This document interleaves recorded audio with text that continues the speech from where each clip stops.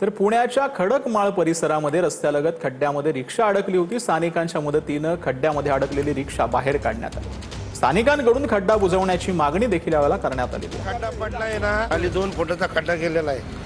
आता याच्यामध्ये या ठिकाणी या खड्ड्यामध्ये आता या व्यक्तीची ही रिक्षा पडली होती आणि या कार्यकर्त्यांनी आता स्वतः खड्ड्यातून रिक्षा बाहेर काढलेली आहे।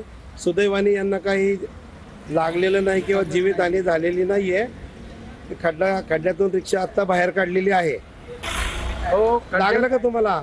मला लागलेलं नाहीये, पण गाडी गेली, गाडीचं नुकसान झालं। गाडीचं काही नुकसान झालं का? हो, बरं।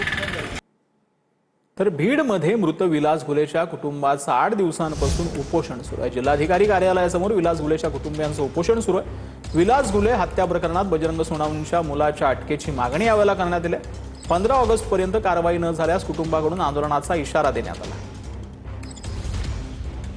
कलेक्टर साहेबांचं शिष्टमंडळ आलं होतं आणि इथले स्थानिकचे अधिकारी प्रशासनाकडून आले होते। पत्र काढतो हे असे आश्वासन देत होते। तर आम्ही त्यांना स्पष्ट सांगितलंय की ज्या गटामध्ये जे 2 आरोपी CDR मध्ये निष्पन्न होत आहेत आणि जे पुरवणी जबाबात जी भावाने मला घटना सांगितली, साक्षीदार कोर्टात सांगतायत, यांना तत्काळ अटक करावी, नाही तोपर्यंत आम्ही उपोषण मागे घेणार नाही।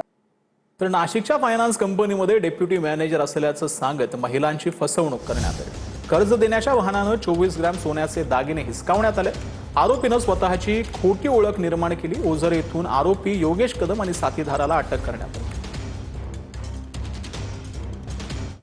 तर परतीच्या पावसाने विदर्भात कमी पावसाचा बॅकलॉग आता भरून निघणार असल्याचा दावा हवामान तज्ज्ञ पंजाबराव ठक यांनी केला आहे। सप्टेंबर नंतरच्या परतीचा पाऊस विदर्भात चांगलाच बरसणार असल्याचंही ठक यांनी म्हटलं। काय नागपुरामध्ये आमच्या इथे 3 मोठे नेते राहतात। नागपुरात माननीय नितीनजी गडकरी, माननीय देवेंद्रजी फडणवीस, माननीय पालकमंत्री साहेब राहतात। अशा 3 नेत्याच्या कार्यक्रमात जर हे नगरसेवक येत नसेल तर अशावर कारवाई केल्या जाईल। याच्यानंतर